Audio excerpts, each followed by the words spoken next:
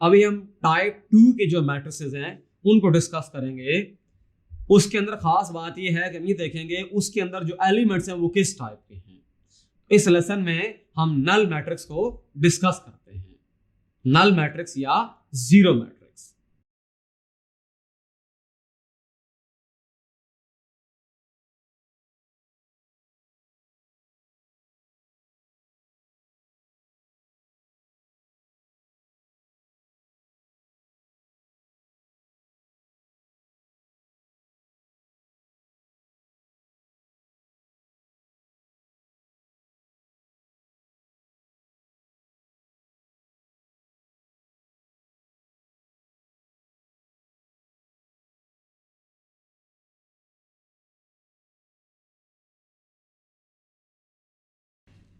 अगर किसी मैट्रिक्स में तमाम एंट्रीज या एलिमेंट्स जीरो हो जाएं तो वो जो मैट्रिक्स है उसे कहते हैं नल मैट्रिक्स या जीरो मैट्रिक्स।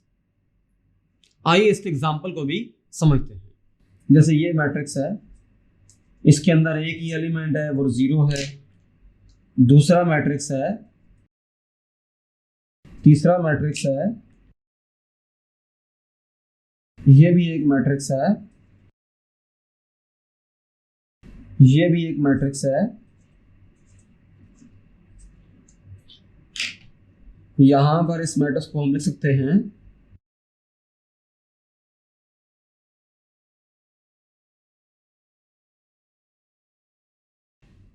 इस मैट्रिक्स में एक रो और एक कॉलम है जीरो। इसके अंदर एक रो और दो कॉलम्स हैं, दोनों जीरो। कॉलम मैट्रिक्स है जीरो, रो मैट्रिक्स है जीरो, कॉलम मैट्रिक्स है जीरो, सारी एंट्रीज जीरो है, सारी की सारी एंट्रीज जीरो है, सारी एंट्रीज जीरो है।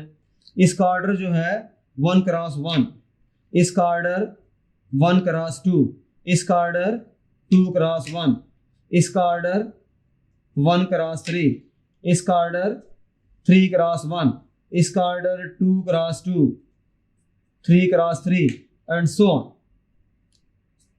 All entries are zero।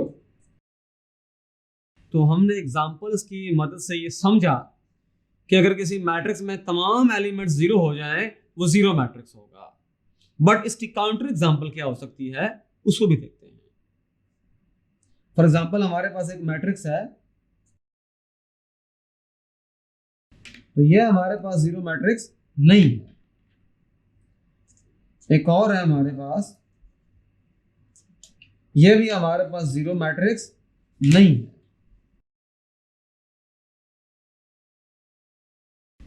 तो ये भी हमारे पास जीरो मैट्रिक्स नहीं है। अगर किसी मैट्रिक्स में एक भी एलिमेंट नॉन जीरो हो जाए तो वो जीरो मैट्रिक्स नहीं होगा, हम उसको नल मैट्रिक्स नहीं कह सकते। नल मैट्रिक्स और जीरो मैट्रिक्स के लिए ये कंडीशन जरूरी है कि उसके तमाम जो एंट्रीज हैं उनका जीरो होना जरूरी है। Thank you.